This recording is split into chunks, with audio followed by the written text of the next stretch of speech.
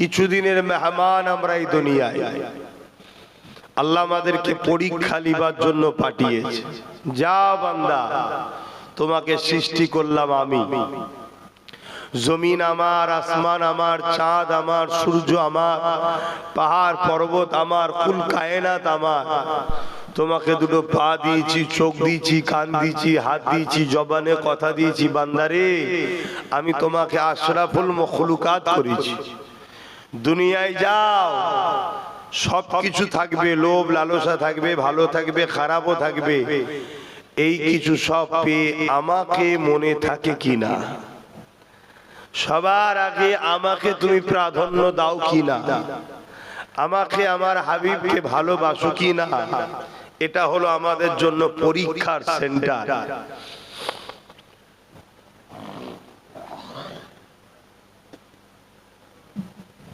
একটু ঠান্ডা লেগে গেছে ভাই।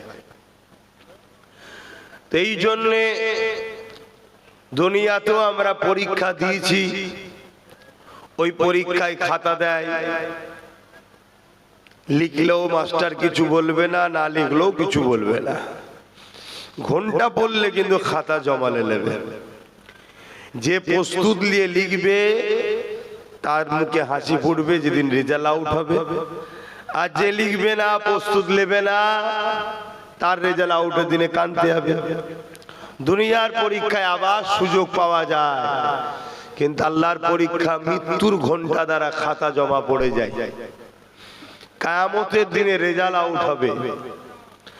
যাদের ডান হাতে রেজাল্ট হবে তারা হবে কামিয়াবি, তারা হাসতে হাসতে জান্নাতে যাবে। জোরে বলুন সুবহানাল্লাহ। আল্লাহ যেন আমাদের ডান হাতে নসিব করে, বলুন আল্লাহুম্মা আমিন।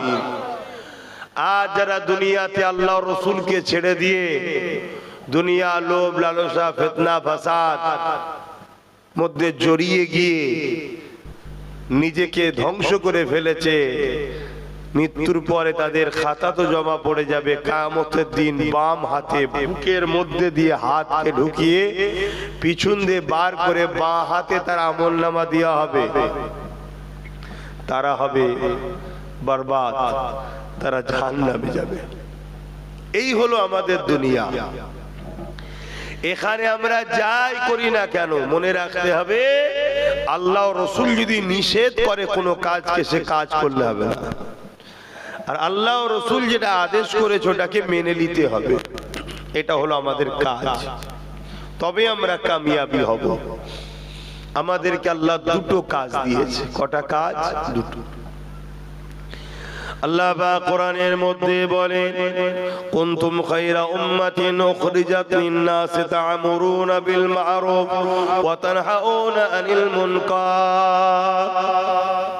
দুটো কাজ। আল্লাহ আমাদেরকে শ্রেষ্ঠ উম্মত করেছে। অন্যায়কে মিটাতে হবে, ন্যায়কে প্রতিষ্ঠিত করতে হবে। জোরে বলুন সুবহানাল্লাহ। এই দুটো কাজ। যত নবী আলাইহিস সালাম দুনিয়ায় এসেছিলেন, তিনারাও দুটো কাজ করেছে। অন্যায়কে মিটিয়ে দিয়ে জমিনের উপরে ন্যায় সত্য প্রতিষ্ঠিত করেছে।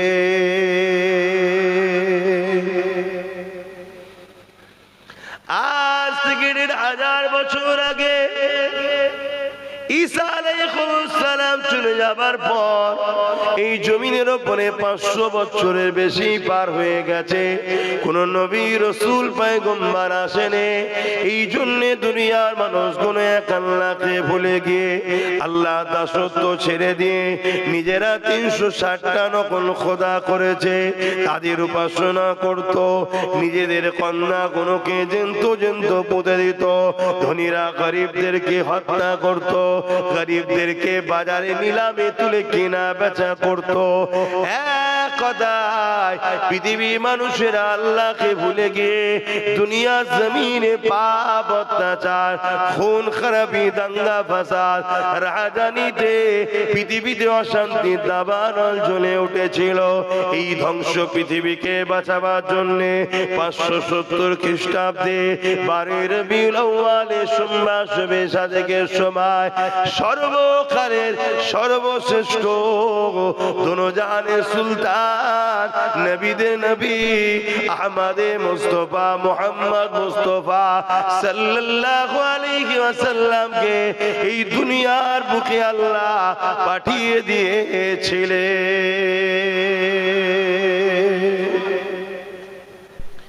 সেই নবীর উপরে কোরআন নাজিল হয়েছে, যেটা আমাদের জন্য গাইড বুক।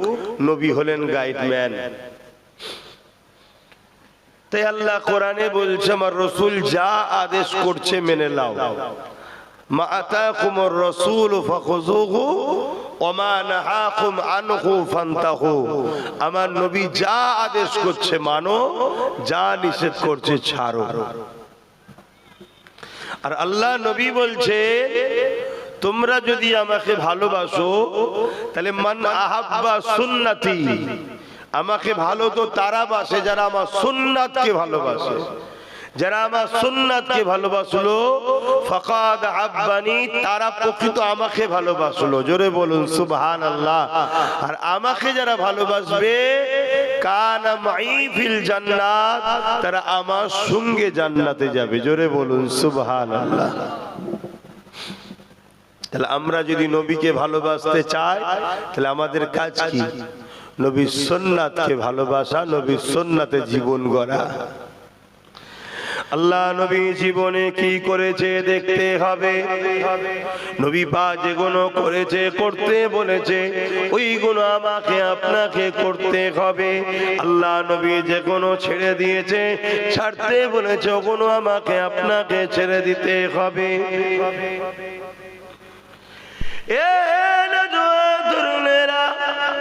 আল্লাহ নবী নূহ নবী দয়া নবী দুনিয়া জমিনে যখন আসেন, এই পৃথিবীর জমিনে অন্যায় অত্যাচার জুলুম ভরে গিয়েছিল। নারীদেরকে জেন্ত পুঁতে দেওয়া হতো। মা বাপের কোনো সম্মান মর্যাদা ছিল না, গরিবের কোনো অধিকার ছিল না। আল্লাহ নবী দুনিয়া জমিনে এসে মানুষকে তার অধিকার দিয়েছে।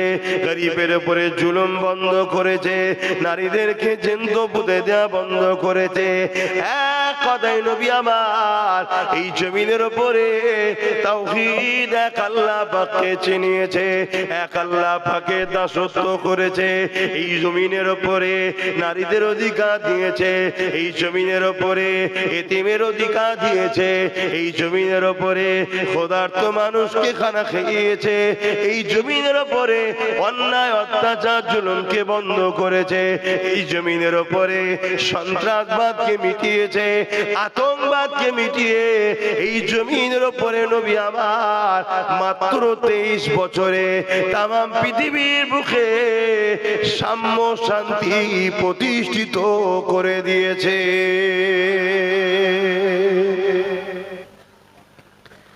আমাদের কি এগুলো কাজ নয়? বলুন, এগুলো তো আমাদের কাজ। আল্লাহ নবী নামাজ পড়েছে, আমাদের পড়তে হবে। অপরদিকে নবী যেমন ক্ষুধার্ত মানুষকে খানা খাইয়েছে, ওটা কি কাজ নয়? ওটাও তো করতে হবে।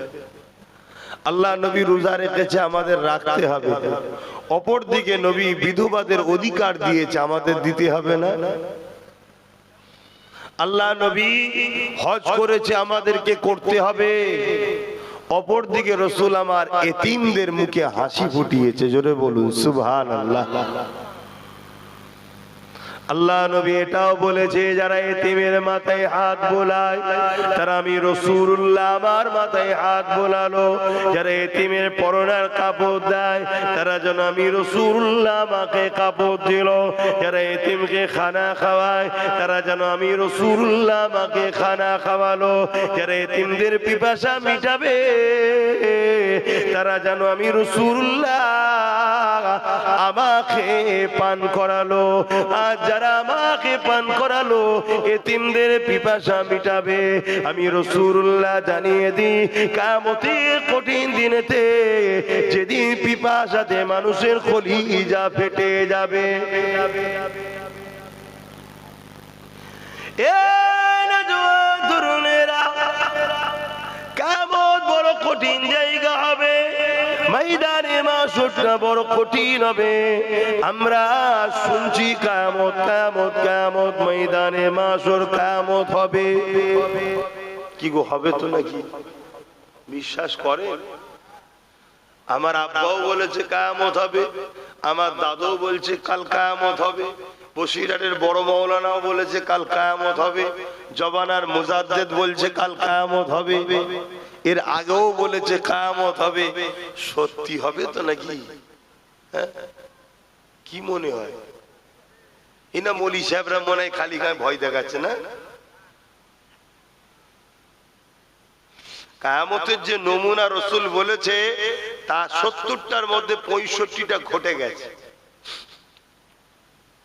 নমুনা শুরু হয়ে গেছে। আর আল্লাহ নবী বলেছে কিয়ামতের সময়, আখেরি জামানায়, একেবারে যখন দুনিয়া শেষের দিকে কিয়ামত নিকটবর্তী হবে, মসজিদ ভর্তি নামাজি থাকবে, একটাও ঈমানদার থাকবে না। কথা শুনছেন? অপর দিকে এটাও রাসূল বলেছেন, জালিম যে হয় সে আমি নবী আমার উম্মত নয়। শুনছেন তো? অসুবিধা হচ্ছে? এ নওজোয়ান তরুণেরা, কিয়ামত অবশ্যই হবে, যার মধ্যে কোনো সন্দেহ নাই। আল্লাহ পাক কালামুল্লাহ শরীফের মধ্যে জানিয়ে দিয়েছে, ইজা ওয়াকাতিল ওয়াকিয়া লাইসা লিওয়াকাতিহা কাযিবা। কিয়ামত অবশ্যই হবে, যার মধ্যে কোনো মিথ্যা নাই, কোনো সন্দেহ নাই।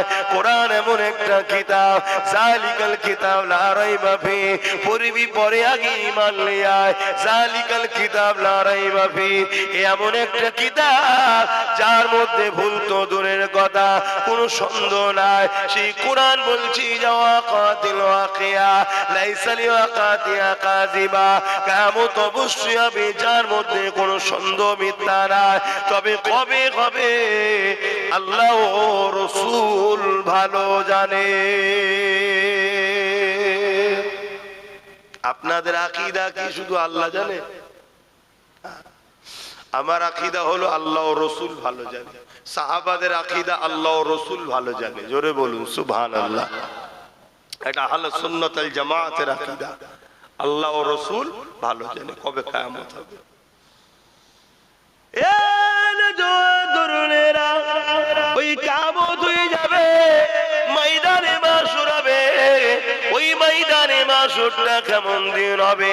কানা মিকদারু 50 আলফা সানাতে, 50,000 বছরে একটা লম্বা দিন হবে, যেখানে দেখা যাবে বাপ ছেলের নয়, ছেলে বাপের নয়, ছেলে বাপের নয়, মা মেয়ের নয়, মেয়ে মায়ের নয়, কেউ কারো নয়। আল্লাহ নবী সাহাবাদেরকে বলেছে, এ বাবা সাহাবারা, ময়দানে মাশরে এমনও ছেলে পাওয়া যাবে নিজের বাপকে জমিনে শুইয়ে দিয়ে তার বুকের উপরে পা দিয়ে দাঁড়িয়ে যাবে। ওই ময়দানে মাশরে এমনও বাপ পাওয়া যাবে নিজের ছেলেকে জমিনে শুইয়ে দিয়ে তার বুকের উপরে পা দিয়ে দাঁড়িয়ে যাবে। ওই ময়দানে মাশরে এমনও মা পাওয়া যাবে নিজের জনম দুঃখিনী মাকে জমিনে শুইয়ে দিয়ে তার বুকের উপরে পা দিয়ে দাঁড়িয়ে যাবে।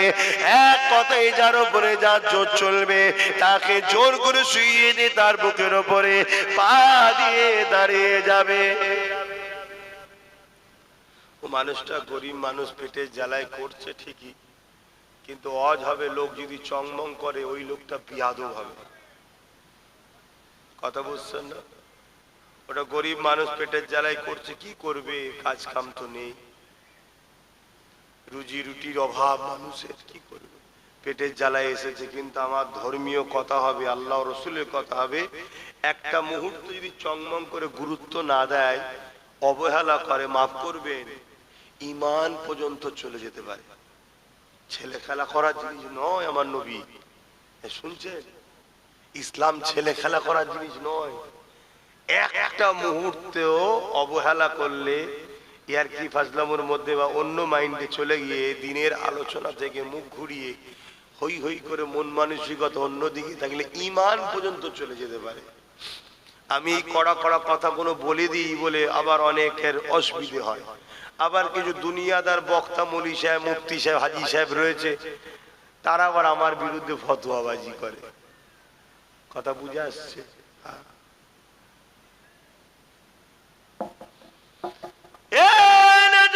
তরুণেরা মন দিয়ে শোনো, এটা অন্য কোনো জায়গা নয়, এটা কোরআনের মাহফিল, এটা হলো আল্লাহ ও রাসূলের আলোচনার মাহফিল।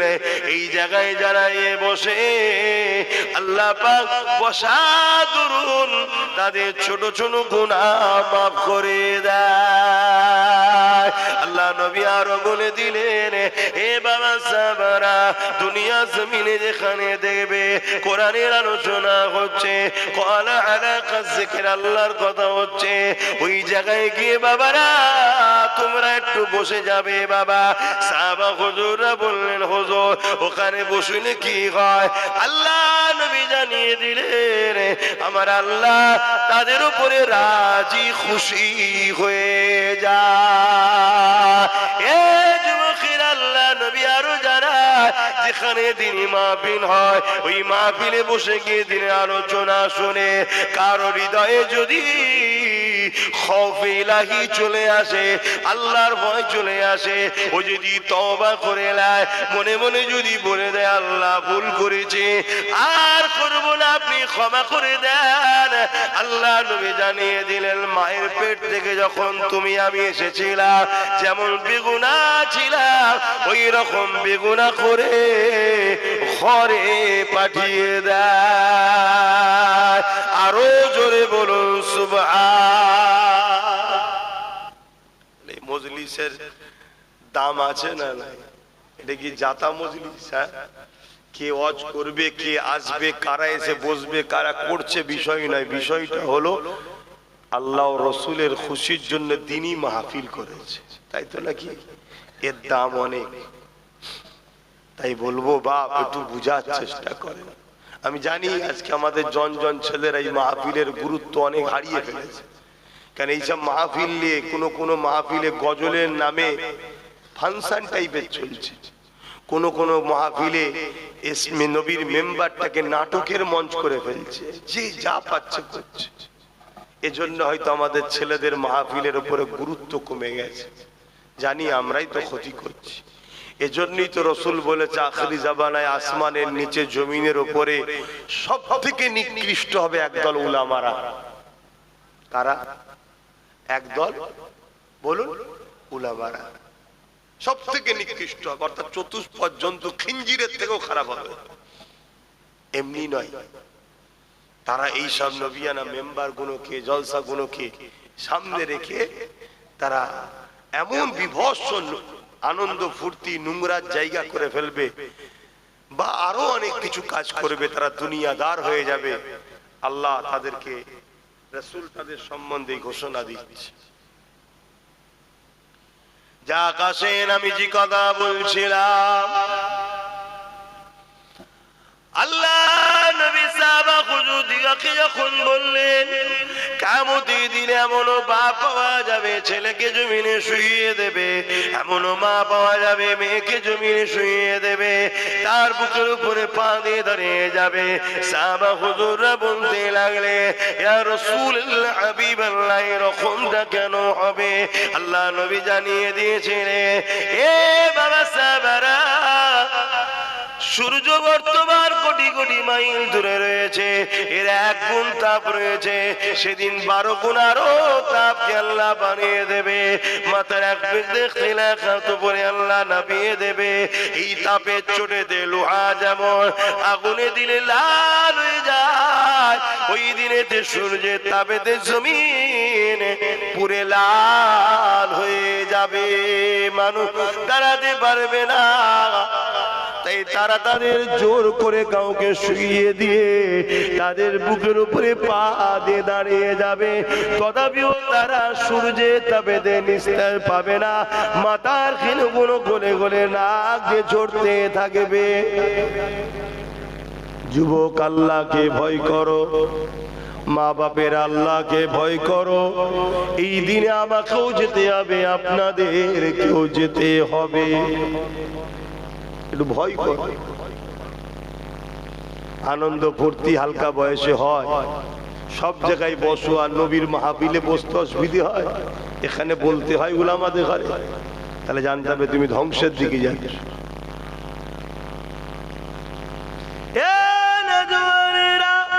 এই দিনে আল্লাহ নবী জানিয়ে দিলেন, যারা এতিমদের পিপাসা মিটাবে এই কঠিন দিনে আমি রাসূলুল্লাহ তাদের আবে কাউসারের পানি পান করাবো।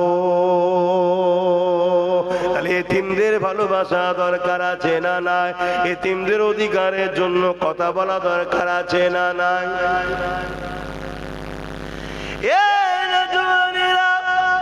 এই কঠিন দিনে আল্লাহ একটা বান্দাকে ডাকবে, ওরে আমার বান্দারে আমাকে হিসাবটা দে। বান্দা তখন কাঁপতে কাঁপতে বলতে লাগবে, আল্লাহ আপনি আমাকে গোপনে গোপনে জাহান্নামে দিয়ে দিন। আল্লাহ আল্লাহ আপনি আমাকে সবার কাছে অপমান লাঞ্ছিত করবেন না, আপনি আমাকে অপদস্থ করবেন না।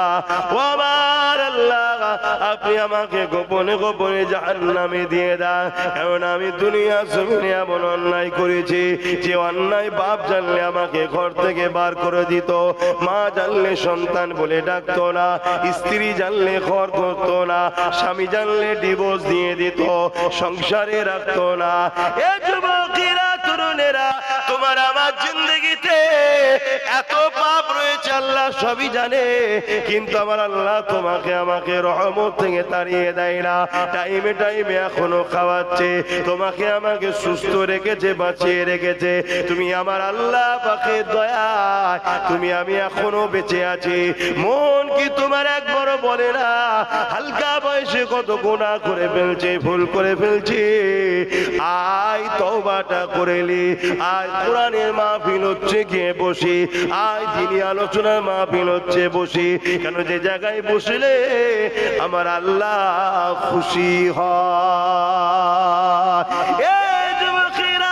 এটাও যদি তোমার দিলে না চায়, মনে রেখে দিও তুমি অনেক দূরে বেরিয়ে চলে গেছো, তোমার ফিরে আসাটা বড় কঠিন বিষয় হয়ে যাবে।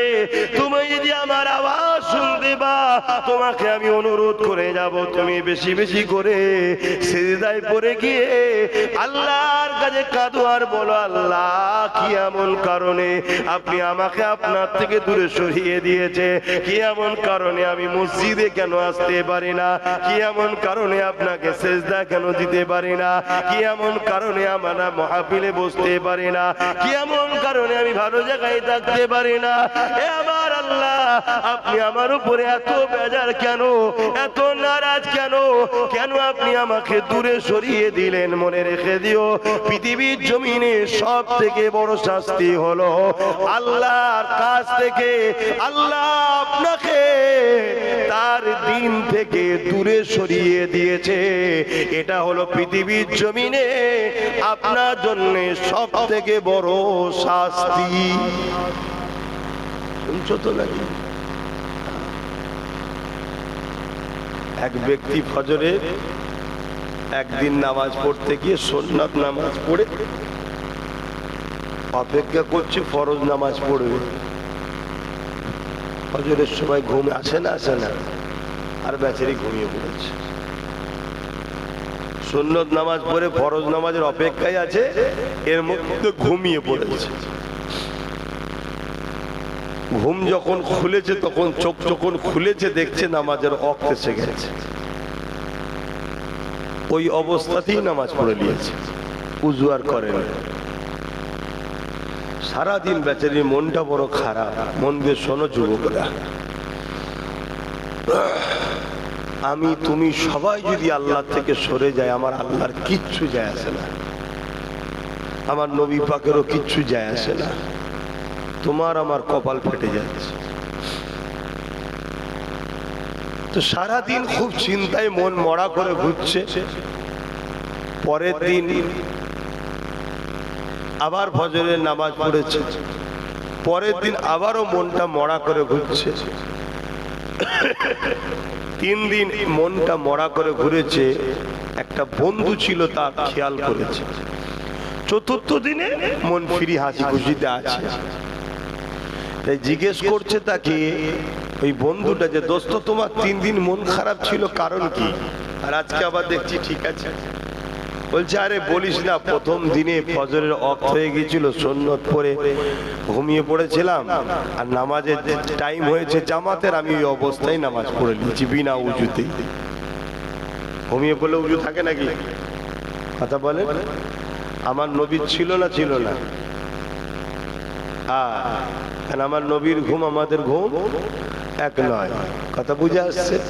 নবী ঘুম থেকে উঠতেন, ইমামতির জায়গায় যে আল্লাহু আকবার, আবার উযু করেছেন আমাদেরকে শিখাবার জন্য। জোরে বলুন সুবহানাল্লাহ। তো যাই হোক, তো ভাইয়েরা আমার, তো ওই ব্যক্তি বলতে লেগেছে প্রথম দিন যখন বিনা উযুতে নামাজ পড়েছে আমার মনের মধ্যে খুব ভয় লাগছিল যে আল্লাহ না আমাকে কোনো শাস্তি দেয়। সারা দিনটা ভয়ে ভয়ে কেটেছে, দেখলাম কিছু হয়নি। পরের দিনে ইচ্ছা করি, ও তো ঘুম থেকে উঠে নামাজ পড়লি, ইচ্ছা করি উজু না করে নামাজ পড়ে নিয়েছি। তখন চিন্তা করলাম প্রথম দিন না হয় লজ্জা শরমের ব্যাপার ছিল, নাচারে পড়ে নাই করে ইচ্ছা করে করেছি, তাহলে আজকে ঠিক আমার শাস্তি হবে। দ্বিতীয় দিনেও কিছু হয়নি। তৃতীয় দিনে আমার গোসল ফরজ হয়েছিল। সংসার জীবনে গোসল ফরজ কেন হয় জানেন তো নাকি? হ্যাঁ, গোসল ফরজ ছিল। আমি ওই অবস্থাতেই নামাজ পড়ে দিয়েছি। আমি তৃতীয় দিনে বুঝলাম যে আমার আর রেহাই নেই, আজ আমাকে আল্লাহ ঠিক শাস্তি দেবে। কই কিছুই হয়নি। তখন দোস্তটা আফসোস করে বলছে তুই কি শাস্তির ভয় করছিলিস? তোকে আল্লাহ কত বড় শাস্তি দিয়েছে তুই বুঝতে পারিস নি? বলছে কই কিছু হলো না তো। আমি ভেবেছিলাম আসমান থেকে হয়তো কিছু পড়বে আমার মাথায়, বা অ্যাক্সিডেন্ট হবে, রাত ভেঙে যাবে, পা ভেঙে যাবে।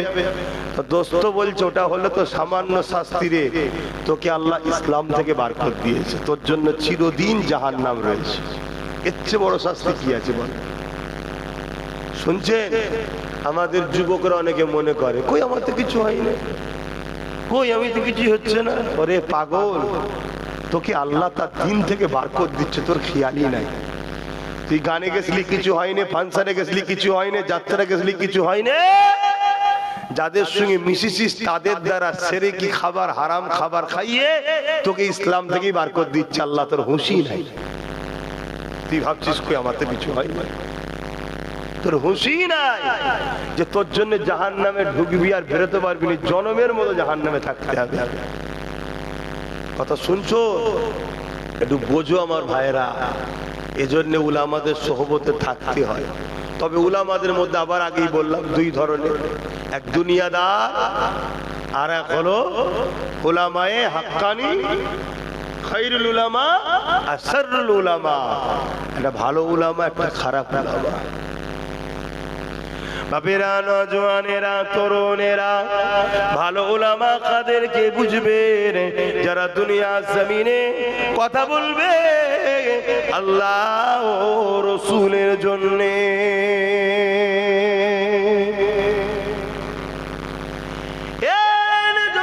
তরুণেরা, আল্লাহর জন্য যারা কথা বলবে, এতে দুনিয়ায় কে বেজার হবে, কে তার কথাতে ছুটে যাবে, কে নারাজ হয়ে যাবে, কার কি হয়ে যাবে ওটা তারা দেখবে না। দ্বিতীয় নম্বর তাদের নমুনা হলো তারা যখনই কোনো লোককে পাবে চেষ্টা করবে বেশি সময় ওই লোকটাকে আল্লাহ নবীর সঙ্গে জোড়ার, অর্থাৎ তারা নবীকে চেনাবার চেষ্টা করবে। কারণ নবীকে যে চিনলো সেই তো আল্লাহ পেয়ে গেল, যে নবী চিনলো না সে তো আবু জেহেল হয়ে গেল, যে নবী চিনলো সে তো সিদ্দিক আকবর হয়ে গেল, যে নবী চিনল না সে তো উদবা সাইবা হয়ে গেল, যে নবী চিনল সে ওমর ফারুক উসমান গনি মাওলা আলী শের খোদা হয়ে গেল, যে নবী চিনল না সে উমাইয়া ইজিদ হয়ে গেল। এ নওজওয়ানেরা, হাক্কানি উলামাদের আরো একটা বৈশিষ্ট্য বলে যায়, হাক্কানি উলামারা যুগে যুগে যুগে জালিম শাসকদের বিরুদ্ধে থাকবে। হাক্কানি উলামার সঙ্গে জালিম শাসকের কখনো বন্ধুত্ব থাকতে পারে না। হাক্কানি উলামার সঙ্গে জালিম শাসকের কখনো এক প্ল্যাটফর্মে দেখা যেতে পারে না। হাক্কানি আলেমের সঙ্গে জালিম শাসকের কখনো সুসম্পর্ক হতে পারে না। কেন? জালিম যে করে সে নবীর উম্মত হতে পারে না, আর জুলুম যে করে সে কখনো ইনসাফে দুনিয়া জমিনে এবং আখিরাতে নাজাত পাবে না। এ যুবকেরা, তরুণেরা, আল্লাহ নবী মিশকাত শরীফের হাদিসে জানিয়ে দিচ্ছে, কেউ জালিম জানার পরে কেউ যদি তাকে সাথ দেয়, ও জালিম আমি জানি, ও অত্যাচারী আমি জানি, ও গরিবদের ঘরে লোটে আমি জানি, ও মানুষকে মিথ্যা কেস দেয় আমি জানি, ও অত্যাচার করে আমি জানি, ও গরিবদের ঘর ভেঙে দেয় আমি জানি, ও মানুষের হক আদায় করে না আমি জানি। এ যুবকেরা, এরকম জালিম, ওই জালিম জানার পরও তার সাথ যদি কোনো মুসলমান দেয়, আল্লাহ নবী জানিয়ে দিলেন ওই মুসলমানটা ইসলাম থেকে বেরিয়ে যায়। শুনছেন তো? হাক্কানি উলামাদের একটা নমুনা, সে কখনো জালিমদের সঙ্গে, জালিম শাসকের সঙ্গে তার কখনো বন্ধুত্ব হবে না। এটা হচ্ছে নমুনা। আপনি ইব্রাহিম নবীকে দেখুন, নমরুদের সঙ্গে তিনার টক্কর ছিল। নমরুদ কে ছিল গো? পৃথিবীর রাজা ছিল। পৃথিবীর রাজার বিরুদ্ধে আমাদের আব্বা লড়েছে, আর সেই বাপের বেটা আজকে গ্রামে ছোটখাটো জালিম দেখে ভয় করছে। কি আছে না না? আর আমাদের আব্বা পৃথিবীর বাদশা। কি গো, তোমরা শুনছো তো নাকি? না সব ঠান্ডায় ঘুমিয়ে পড়লে? চারিদিকে ঠান্ডা, আবার তলা থেকেও ঠান্ডা উঠছে, সব ঘুমিয়ে পড়েন না তো? একটু সারাসুরি দেবে না, সারা যদি নাও দেন একটু লড়ালড়ি করবেন মাঝে মাঝে, জানবে ঠিক আছে। আর না হয় আমারও তো এমনি অবস্থা ভালো নয়, বুঝতেই পারছেন। তাহলে আমিও কমিটিকে বলো বালিশ লিয়াই, 8টা পর্যন্ত ঘুমিয়ে নি, তারপরে ডিউটি শেষ, মুরব্বীরা রয়েছে চালাবে। তারপরে কি আব্বা করতে পারবেন তো? হ্যাঁ, কেন পারবেন? 40 বছর 50 বছর ধরে জলসা শুনছি, পারবেন কেন? কিন্তু বাপ হক কথা বলার কলজে থাকা দরকার। অস্ত বাংলায় অনেক হচ্ছে, হচ্ছে না হয়নি? হক কথা বলতে হবে। বাবেরা, নওজওয়ান তরুণেরা, এ নবী পাকের প্রেমিকেরা, আব্বা জান ইব্রাহিম আলাইহিস সালামকে আল্লাহ পাক পরীক্ষা নিয়েছে।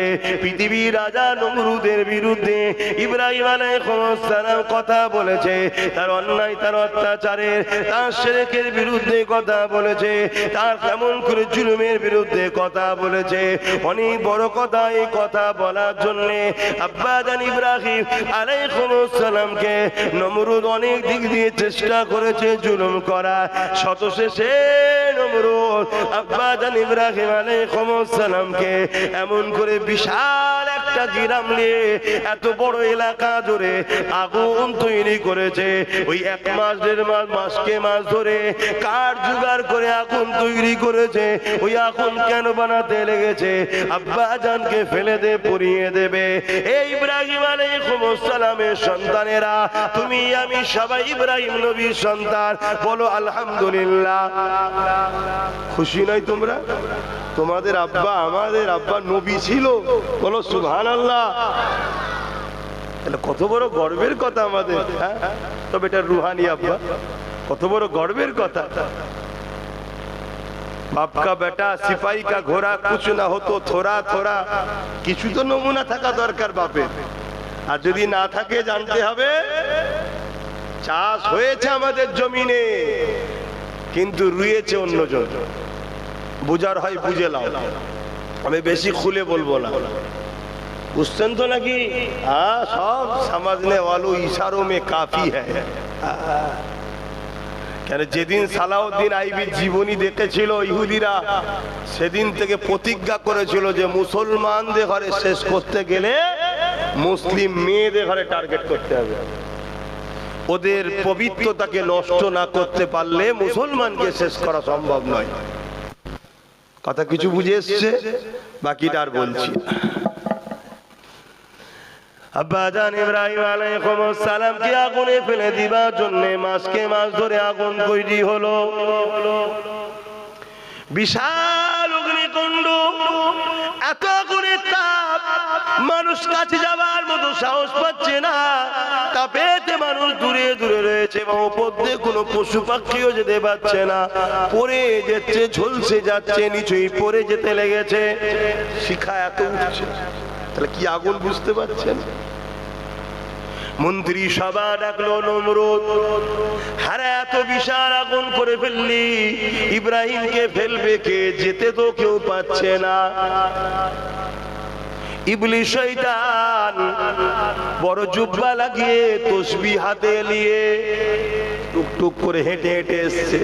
তাহলে বড় জুব্বা মানেই যে আল্লাহওয়ালা হবে এমন নয়, আর তসবিহ থাকলেই যে ফেরেশতা হবে এমন নয়। শয়তানও হতে পারে। এই কথা বুঝছেন না? বলুন, আমার কথাই কি যুবকদের অসুবিধা হচ্ছে? টুকটুক করে এসে নমরুদকে বুদ্ধি দিচ্ছে, এত চিন্তা করছো কেন? একটা কপি কল তৈরি করো, চরকি টাইপের, দূর থেকে ঘুরিয়ে ছুঁড়ে ফেললে। নমরুদ বলছে, বাহ, কে তুমি? আরে আমি তোমার দোস্ত লোক, চিন্তা করো নিলাম, দোস্তি মনে করো। দোস্ত তো বটে, নমরুদকে তো তুই তৈরি করেছি প্রোডাকশন। একদিন ইবলিস শয়তান আর ফেরাউনে খুব ঝগড়া হচ্ছে, খুব ঝামেলা বেঁধে গেছে, দুজনে খুব ঝগড়া হতে হতে হতে হতে ইবলিস রেগে গিয়ে বলছে, দেখ ফেরাউন, আমায় ঘাটাস না, তুই আমার থেকেও বড় শয়তান। তার মানে? বলছে হ্যাঁ। বলছে আমি যত বড় ইবলিস হই না কেন, নিজেকে কখনো খোদা দাবি করিনি, আর তুই নিজেকে খোদা দাবি করেছিস, তুই আমার থেকে বড় শয়তান। ওর চোখে ওই জায়গায় লিখেছে কে? ই। অনেক সময় ছাত্র গুরুর থেকে বড় হয়ে যায় না, এখানে ফেরাউনকে গুরু বলছে তুই আমার থেকে বড় হয়ে গেছিস। তো নমরুদও তো এই কোয়ালিটিরই ছিল। তো কপি কল করেছে, ইব্রাহিম নবীকে তুলেছে, চরকি মতো ঘুরিয়ে দুধ থেকে ফেলবে। আল্লাহ পাক জিবরাইল সাল্লামকে বললেন, যাও আমার ইব্রাহিমের কাছে, যাও জলদি করে, আগুনে না ফেলে দেয়, তাড়াতাড়ি যাও, জলদি করে। হযরত জিবরাইল আলাইহিস সালাম চলে আসলেন। ওই কপিকল চরকি যেটা করছিল ওটাকে ধরে ফেললেন। ধরে ফেলার পরে বলতে লেগেছে, ও হযরত ইব্রাহিম আলাইহিস সালাম, আপনি জানেন কোন জায়গায় আপনাকে ফেলা হচ্ছে?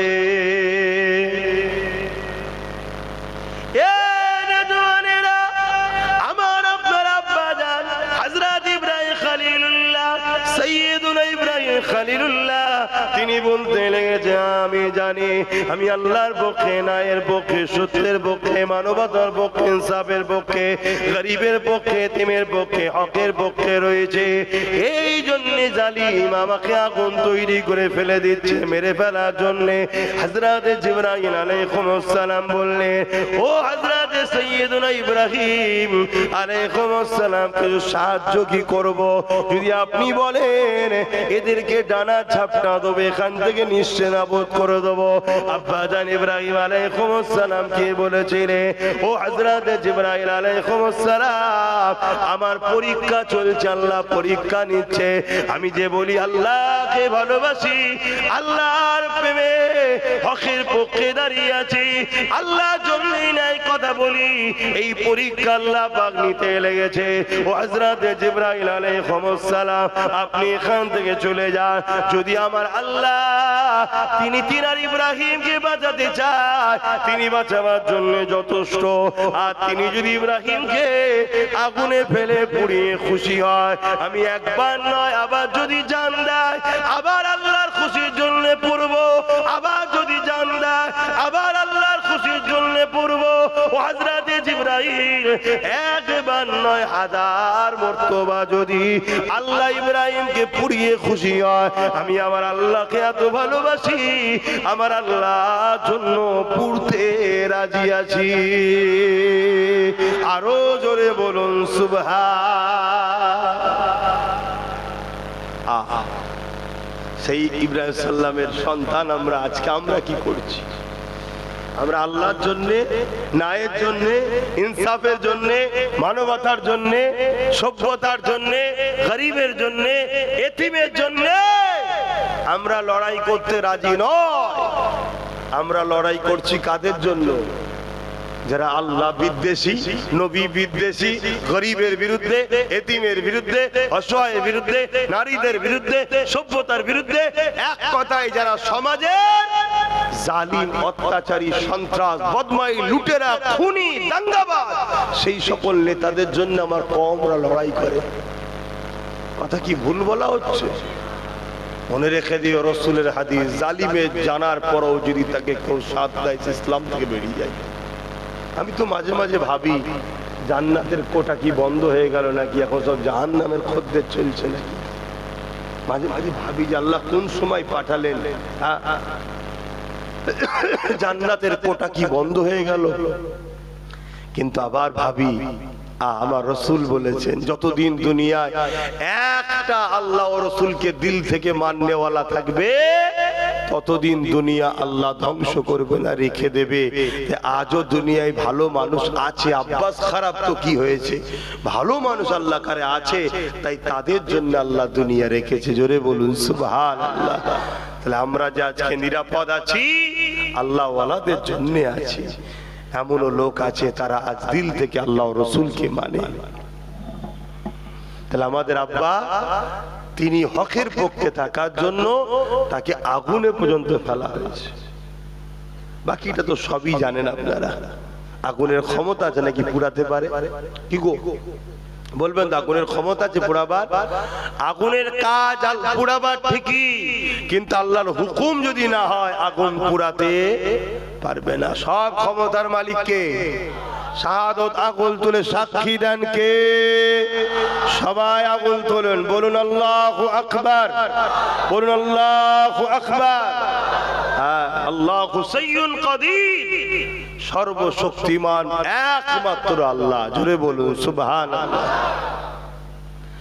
আমাদের হিন্দুস্তানের জমিনে হযরত গরিবে নওয়াজ আজমিরি হুজুরে একটা কথা বলছি, শুনে রাখেন। এ নওজওয়ানেরা, হিন্দুস্তানের বাদশার সঙ্গে জালিম শাসকের লড়াই ছিল না, বন্ধুত্ব ছিল। বলবেন তো? এ নওজওয়ান তরুণেরা, হক উলামার বৈশিষ্ট্য হলো জালিম শাসকদের বিরুদ্ধে থাকবে। ইমাম বুখারী হুজুর জালিম শাসকের বিরুদ্ধে ছিলেন, তাই তেনাকে বুখারা থেকে চলে যেতে হয়েছিল। এই যুবকেরা, তরুণীরা, বাপেরা নিজের শহর থেকে বেরিয়ে চলে যেতে হলো। হযরত ইমামে আযম আবু হানিফা নোমান বিন সাবেত হুজুরের সঙ্গে জালিম শাসকের টক্কর ছিল। ইমামে আযমকে জালিম শাসকরা জেলের মধ্যে বন্দী করেছিল।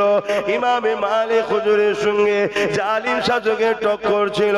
ইমাম মালিক হুজুরকে জালিম শাসকরা বন্দী করেছিল।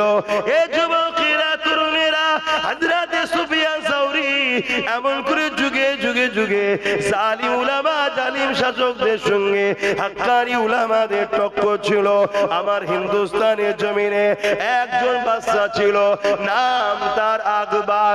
হতভাগা ফাটা কপালে আকবর, যাকে আল্লাহ মোগলে আজম বানিয়েছিল, বিশাল ভারতের রাজা বানিয়েছিল। কিন্তু ক্ষমতার জোরে এমন করে অর্থ দিয়ে বড় বড় মুফতিদের ঘরে কিনে নিল, অর্থ দিয়ে বড় বড় উলামাদের ঘরে কিনে নিল, বড় বড় আলেমদেরকে কিনে নিল। কিনে নিয়ে তাদের দ্বারা কোরআনের বিরুদ্ধে একটা কিতাব লিখলো, দ্বীনে ইলাহি তার নাম। এই কিতাবটাকে লিখে গাছের উপরে টাঙিয়ে দিল। পরিকল্পিতভাবে পরের দিন নাগালো না বাবার সাথে সাথে ওই দুনিয়াদার উলামা মুফতি বক্তা গুলো যারা এমন করে একবারের পয়সায় বিক্রি হয়ে গিয়েছিল, তারা বলতে লেগেছে আমাদের সম্রাটের উপরে আল্লাহর পক্ষ থেকে আসমানি কিতাব এসেছে। বলুন নাউজুবিল্লাহ। আজকেও মুফতি মৌলানা উলামা খরিদ করা যেতে পারে না? পারে না? বলুন বলুন বলুন। একটু ভেবে ভেবে পা ফেলো। আপনারা আমার বাপের বেটা তো, তাই একটু বুঝাচ্ছি। দাদা হুজুরের ছেলে তো নাকি সব, তাই একটু বুঝাচ্ছি। আখরি জামানা, খুব সাবধান। হযরতে মাওলা আলী হুজুরের বিরোধী করেছিল কারা? বেনামাজিরা। এমনি জাহেল মূর্খ লোকগুলো না, তৎকালীন সময় নামি নামি সব আলেম উলামা হযরতে মাওলা আলী হুজুরের বিরুদ্ধে দাঁড়িয়ে গেল। কি? একটাই কথা, আলী মানবে না কোরআন মানবে। মানুষকে ফিতনার মধ্যে জড়িয়ে দিল। ফিতনার মধ্যে জড়িয়ে দিয়ে যে আলী মানবে না কোরআন মানবে, সাধারণ মানুষ ঘাবড়ে গেল। কোরআন তো আল্লাহর কথা, তাহলে আলীর কথা শুনবো কেন? একটা দল তৈরি হয়ে গেল, দলটার নাম হলো খারিজি। কি দল? খারিজি। আজকেও দাদা পীরের সিলসিলাকে বিভিন্ন দিক দিয়ে টুকরো টুকরো করা হচ্ছে, বিভিন্ন প্ল্যানে বিভিন্ন মিসইউজ করা হচ্ছে মুরিদদের ঘরে। সাবধান হন। তো এই খারিজি দল তৈরি হয়ে গেল। তারা এমন দল তৈরি করলো, একদিন ফজরের নামাজ পড়ছিলেন দামেস্কে জুম্মা শাহী মসজিদে, জুম্মা মসজিদে মাওলা আলী হুজুর, তেনার সঙ্গে যারা নামাজ পড়েছে মাওলা আলী হুজুরকে মসজিদের মধ্যে শহীদ করে দিয়েছে। কথা কিছু বুঝে আসছে? ইতিহাসগুলো জানতে হবে। কেন আমরা দাড়ি টুপি জুব্বা পাগড়ি দেখেই পালিয়ে গেলে হবে না, দেখতে হবে তার মধ্যে নবীর প্রেম আদব আছে কিনা, তার সঙ্গে জালিম উলামাদের টক্কর আছে কিনা, কোনো দেখতে হবে, না হয় ক্ষতি হয়ে যাবে। হযরতে গরিবে নওয়াজ তিনার সঙ্গেও জালিম শাসকের টক্কর ছিল। এ নওজওয়ানেরা, গরিবে নওয়াজকে বহু দিক দিয়ে রুকার চেষ্টা হয়েছিল, হিন্দুস্তানে আসতে দেবে না, কিন্তু গরিবে নওয়াজকে কোনোভাবে রুখতে পারলো না। আমি যে বিষয়টা বলতে যাচ্ছি, গরিবে নওয়াজ হিন্দুস্তানে আসলে মানুষকে ইনসাফের কথা, ন্যায়ের কথা শোনাতে লাগলে, মানুষকে তার স্রষ্টাকে চিনাতে লাগলে, একদিন গরিবে নওয়াজ এক রাস্তা দিয়ে হেঁটে যায়। ওই রাস্তা ধারে দেখতে লেগেছে এমন করে কিছু মানুষ আগুনের উপাসনা করতে লেগেছে, যাদেরকে মুজুসি বলা হয়। হযরত গরিবে নওয়াজ তাদেরকে জিজ্ঞাসা করতে লেগেছে, তোমরা কি করতেছো এখানে? তারা বলতে লাগলো, এ মুসলমান, তুমি কি দেখতে পাচ্ছ না এখানে আমরা আগুনকে উপাসনা করছি, যাতে করে আগুন আমাদের কোনো ক্ষতি না করে, আগুন যাতে আমাদেরকে পুড়িয়ে না দেয়। গরিবে নওয়াজ জিজ্ঞাসা করলে, কতদিন তার উপাসনা করছো? ওই সময় তারা বলতে লাগলো, 40 বছর প্রায় হয়ে গেছে। কি শীত, কি বর্ষা, কি ঠান্ডা, কি গরম, কি বর্ষা, কোন টাইমে আগুনকে আমরা বন্ধ হতে দিইনি। এই আগুনের উপাসনা করে যেতে লেগেছে। একটা আগুনের কুণ্ডু মতো তৈরি করেছে, তার ভেতরে এমন করে লাকড়ি দিয়ে আগুন পুড়িয়ে যাচ্ছে, আগুন বানিয়ে যাচ্ছে। ওই সময় গরিবে নওয়াজ বললে, এতদিন যার উপাসনা করেছো নিশ্চয়ই তার সঙ্গে তোমার মহব্বত হয়ে গেছে, তাহলে একবার কে আছো একটু হাত দিয়ে দেখাও, আগুন তোমাকে পুরাই কি পুরাই না দেখবো।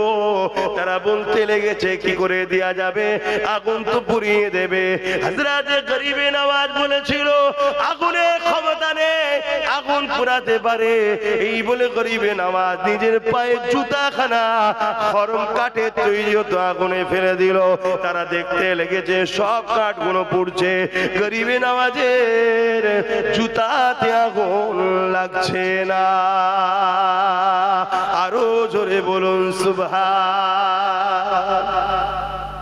তারা উঠে দাঁড়িয়ে এবার গরিবে নওয়াজের উপাসনা শুরু করেছে। মানে ভারতবর্ষে পাওয়ারের উপাসনা হতো আগে। কিসের উপাসনা? পাওয়ার, ক্ষমতা যাত্রার উপাসনা হবে। রাজারা সব খোদা হয়ে বসে থাকতো। এটা পৃথিবীতেও চলেছে, কথা বুঝে আসছে। আর ইসলাম বলছে মানুষ কখনো মানুষের প্রভু হতে পারে না, একমাত্র স্রষ্টা যিনি আমাদের সৃষ্টি করেছেন তার উপাসনা হবে। জোরে বলুন সুবহানাল্লাহ। গরিবে নওয়াজ বলছে তোমরা সেই আবার ভুল করছো। আরে বোকা, আগুনের উপাসনা নয়, আগুনকে যিনি সৃষ্টি করেছে তার উপাসনা করো। পাহাড়ের নয়, পাহাড় যে সৃষ্টি করেছে তার উপাসনা করো। মানুষের নয়, মানুষকে যিনি সৃষ্টি করেছে তার উপাসনা করো। তোমরা তখন তারা সবাই বলছে তাকে পাবো কি করে? তখন গরিবে নওয়াজ বলছে দিল থেকে মেনে নাও, লা ইলাহা ইল্লাল্লাহু মুহাম্মাদুর রাসূলুল্লাহ। তারা সবাই একসাথে পড়তে লেগেছে লা ইলাহা ইল্লাল্লাহু মুহাম্মাদুর রাসূলুল্লাহ। এই কলেমা দিল থেকে তোমরা বিশ্বাস করে নাও, আল্লাহকে সিওয়া दूसरा कोई माबूद नहीं, मुहम्मद रसूलुल्लाह আল্লাহর প্রেরিত রাসূল। এ রাজওয়ালিরা, তারা এই কলেমা পড়ে নিল। হযরতে গরিবে নওয়াজ তাদের মধ্যে থেকে বলতে লেগেছে এবারে তোমরা কে আমার জুতাটাকে বার করে দাও। জুতা কোথায় রয়েছে? বার করে দাও। তারা তো সাহস নিচ্ছে না। গরিবে নওয়াজ বলছেন যদি আমি ঝুটা হতাম, মিথ্যা হতাম, তাহলে আমার জুতা অবশ্যই আগুন পুড়িয়ে দিত।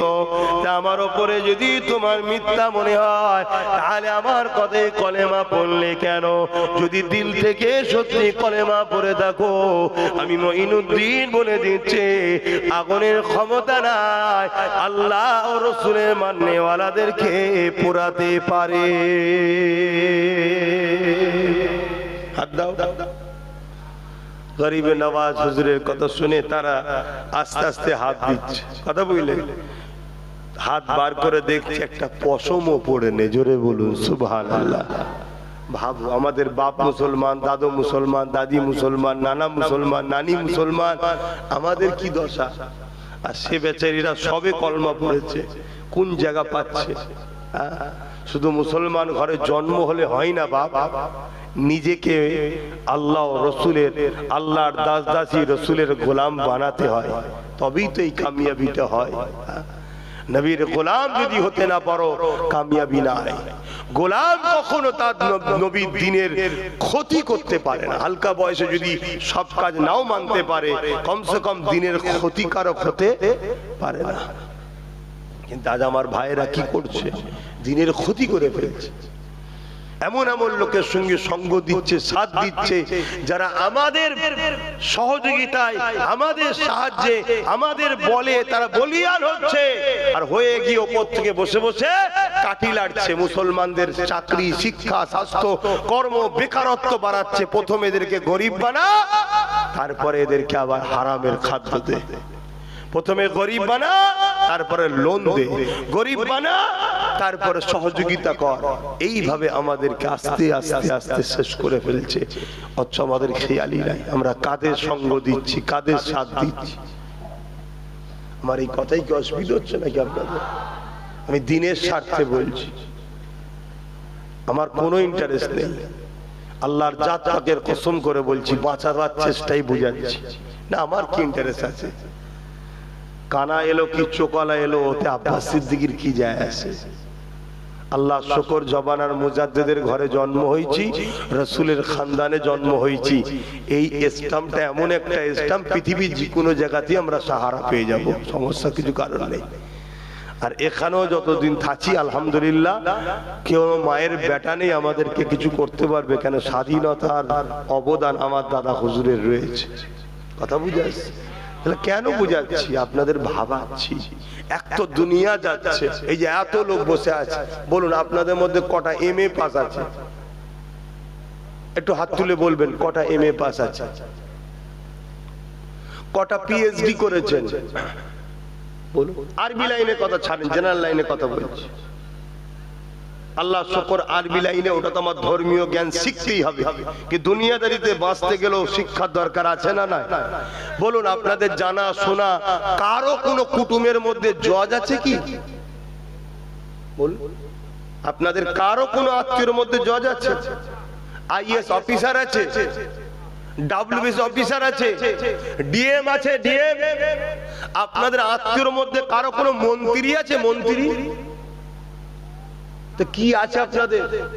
কিন্তু মুসলিম পাড়ায় খোঁজলাও গুন্ডা অনেক রয়েছে। ভাষাটা কি খারাপ লাগলো? আবার আপনাদের এলাকার কোন মিডিয়া দেখবেন এটাকে গিয়ে কাটিং করে ছড়াবে। আপনাদের এই এলাকায় তো অনেক দিন ধরেই আমার পিছনে কাটিং চলছে না? আবার কেউ হয়তো কাটিং করে ছড়াবে, দেখো মুসলমান ঘরে আব্বাস সিদ্দিকী গুন্ডা বলছে। না, ওটা ভুল বুঝছেন আপনি। আপনাদের ঘরে প্ল্যান মাফিক বানানো হয়েছে, আপনাদের থেকে শিক্ষা কেড়ে নিয়েছে, আপনাদের থেকে সবকিছু কেড়ে নিয়ে আপনাদের ঘরে আজকে জালিম নেতারা তাদের দলের ক্যাডার গুন্ডা বানিয়েছে। কথা কি খারাপ লাগছে? কিন্তু মনে রাখবেন, আজকে 200, 500, 1000 পাচ্ছেন, তার জন্য হয়তো করছেন, কিন্তু আপনার ছেলে হবে গুন্ডার ছেলে। একদিন এই এলাকাগুলো রেড জোন হচ্ছে, মুসলিম এলাকাগুলো রেড জোন হচ্ছে। গুগলে গিয়ে সার্চ করে দেখবেন, মুসলিম এলাকায় ক্রাইম বেশি, মুসলিম এলাকায় নেশা বেশি, মুসলিম এলাকায় অত্যাচার বেশি। সব গুগলে সব ডাউনলোড হচ্ছে। কারা করছে? যারা আপনাদের ঘরে গরিব বানায়, গুন্ডা বানায়, নেশাখোর বানায়, তারাই ডাউনলোড করছে করে এটা পৃথিবীকে দেখানো হচ্ছে। একদিন জাতীয় সংঘ তার কাছে খবর যাবে, কাল যখন আপনাদের ঘরে স্প্রে করবে, AK-47 দিয়ে মারবে বা বিভিন্ন জায়গায় আপনাদেরকে শেষ করবে, তখন জাতীয় সংঘের কাছে এরা বলবে, দেখুন রিপোর্ট, ওরা সমাজ বিরোধী, ওরা ভালো লোক নয়, এজন্য মেরে দেওয়া হচ্ছে। তখন আপনাদের পাশে পৃথিবীর আর কেউ দাঁড়াবে না। যে কোনো জিনিস একদিনে হয় না, এই প্ল্যান অনেক দিন থেকে চলছে। তাই আব্বাস সিদ্দিক আপনাদের একটু বুঝাতে চাইছে, কারো হয়ে মারপিট করো না, কারো হয়ে খুন করো না, কারো হয়ে দলবাজি করো না। সামান্য পয়সার জন্য তুমি তোমার বাচ্চার শুধু ভবিষ্যৎ করছো না, তোমার দিনের গায়েও দাগ লাগাচ্ছ। এই যে আজকে বলে গেল তোমাদের মেয়ে 24 পরগনার ভাটপাড়ার মাতালটা জালিম, কি বললো? ইসলাম নাকি রেপ করা পাপ নয় বলছে। কি করে বলছে কথাটা? এসব পরিকল্পনা তৈরি হচ্ছে তোমাদেরকে মিটিয়ে দিবা, নির্মূল করে দেবে। তোমরা ভাবছো আমরা ছেড়ে দেবো নাকি? কি করতে পারবে বলো তো? কি করবে তোমরা? কে আছে তোমাদের পাশে বলো? আমি দুনিয়াবি খেয়ালে বলছি, আল্লাহ তো রসুল রয়েছে আলহামদুলিল্লাহ, কিন্তু আমরা কি আল্লাহ ও রসুলের হতে পেরেছি? আল্লাহ ও রসুল মদ বন্ধ করেছে, আল্লাহ ও রসুল রেপ বন্ধ করেছে, আল্লাহ ও রসুল খুন বন্ধ করেছে, আল্লাহ ও রসুল জুলুম বন্ধ করেছে। আমরাই তো মদকে প্রতিষ্ঠিত করছি, আমরাই তো খুন, জুলুম, অত্যাচারকে সমাজে প্রতিষ্ঠিত আমরাই তো করছি। তাহলে আমাদের সাথ দেবে কেন বল? ভুল বুঝিনি আমার সোনার ভাইরা। তোমাদের এলাকায় কিছু কিছু মিডিয়া আছে, আমার আজকে কেটে কেটে কেটে কেটে কি ব্যঙ্গ করে, টোল করে, হাসে, খিলখিল করে হাসে। আমি আল্লাহ আছে, তুই হাসতে হাসতেই যাবি বাবা, আল্লাহ তোকে হাসতে হাসতেই নিয়ে যা। হাই রে হাই রে হাই রে হাই রে, একবারও ভাবছিস না যে কোথায় যাচ্ছে, আমাদেরকে কোথায় নিয়ে যাচ্ছে?